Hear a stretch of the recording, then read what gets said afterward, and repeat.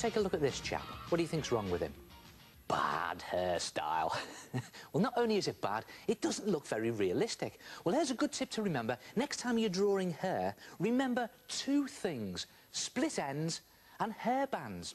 I'll show you what I mean. Let's start with the split ends. Now, the ends of your hair are actually at the fringe here and round the side there. See the ends there?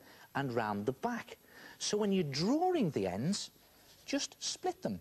So there's the fringe. I'm just going to split the ends. See, like those jagged edges there? Just split ends round the side, split them again, and then down the back, more split ends. So that's at the fringe, round the side, and round the back, because you don't want the hair to be too neat.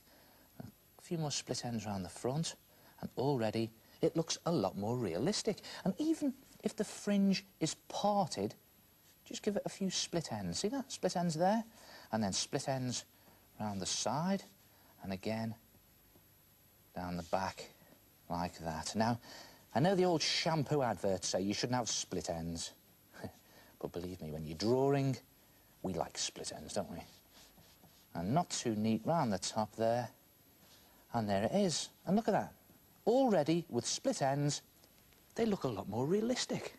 So that's the split ends. But what about the hairbands? Now, I don't mean ordinary hairbands. I mean hairbands of light. You see, lots of people forget the hair is actually quite shiny, and usually the light shines on it from above. So, when you're drawing hair, just draw a thin band of light across the top of the head. See that? Sort of a hairband, but of light.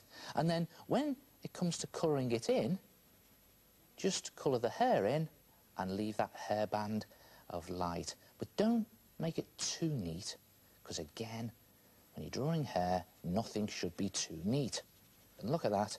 A few jagged edges in there on the band of light and a few split ends, and that looks a lot more realistic. I'll do it on hair again.